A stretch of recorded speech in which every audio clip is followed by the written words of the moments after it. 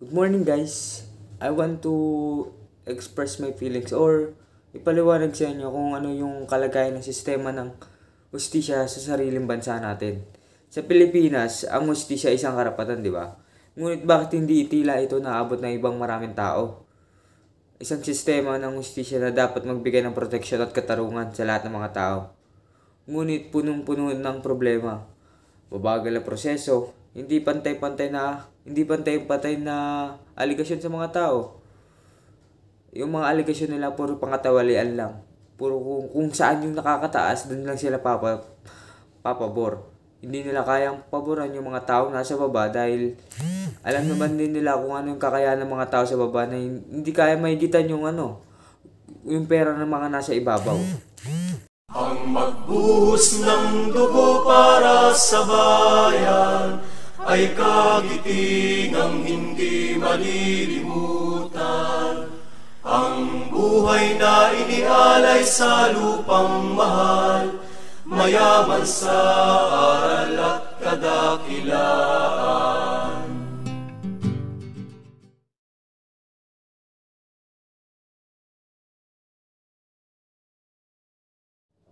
Isa sa pangunahing issue ng sistema ng hustisya ng Pilipinas ay ang mabagal na proseso ng mga kaso. Ang mga kaso ay maaaring umabot ng taon bago makakita ng desisyon. At ang mga mahihirap ay nahihirapan makahanap na legal na mga tulong.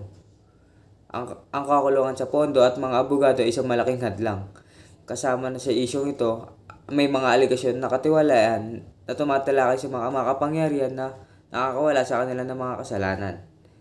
Samantalang ang mga ordinaryong mamamayan na hindi makalabas sa matagal na proseso at walang katarungan, higit pa rito ang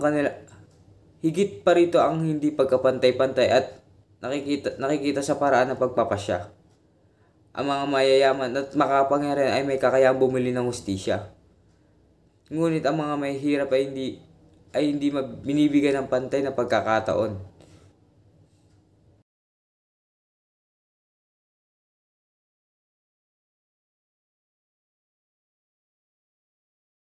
Ngunit sa ngayon, may mga pagbabago ang mga legal na age programs ay nagbibigay ng libreng serbisyo sa mga hindi kayang magbayad ng mga abogado.